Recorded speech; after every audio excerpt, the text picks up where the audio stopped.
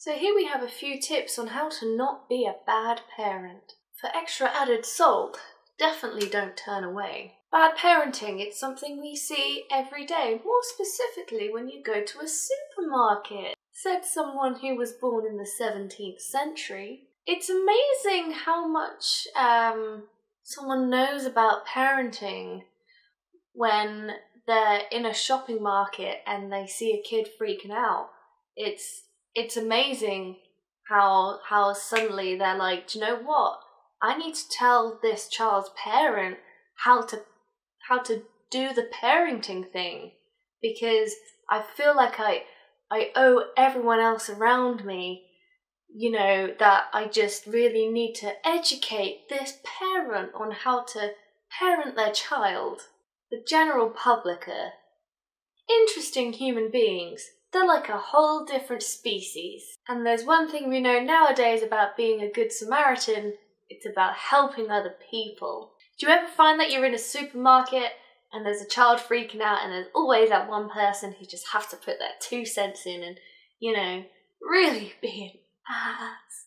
It's amazing how quick people are to judge someone that they have no idea about. Like, they have no idea what they have to go through each and every day, but you know, they're a good person, so they're going to tell that person how to live their life and how to look after their child. If there are kids that are freaking out in the supermarket and the parents are kind of watching over them and waiting for them to calm down, that's not your opportunity to then turn around and be like, you know, back in my day, we would give the children a good old ass whooping if they did that.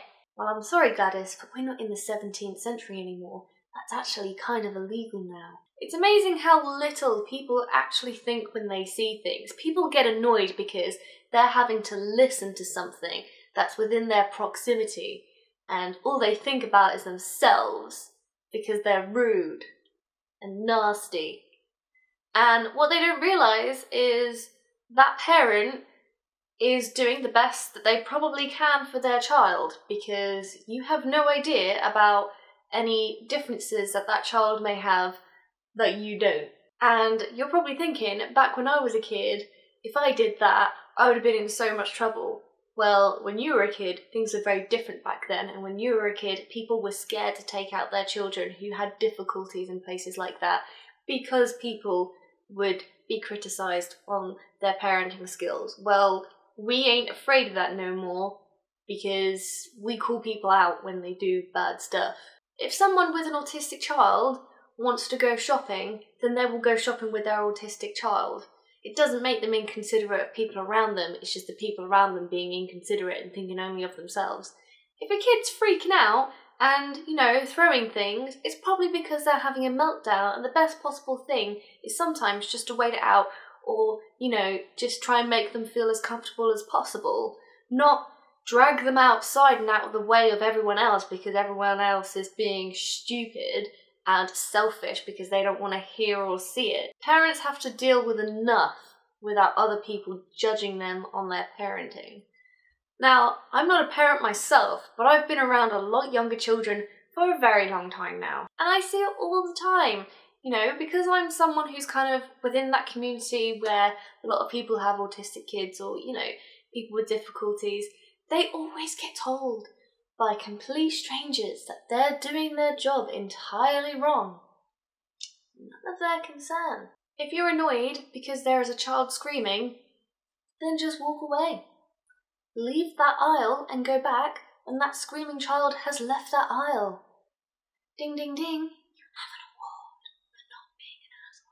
Just because you were treated differently as a kid doesn't mean that other parents have to react the same way.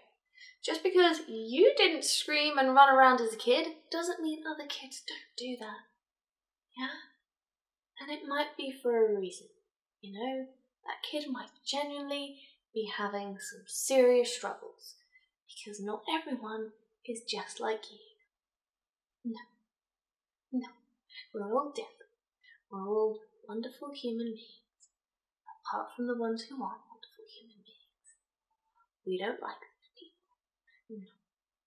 No, we don't. You have no idea whether or not someone's autistic. because they don't go around wearing a bright yellow visor jacket thingamabobby that says, I am autistic. Because you know what? Sometimes autistic people just want to blend in.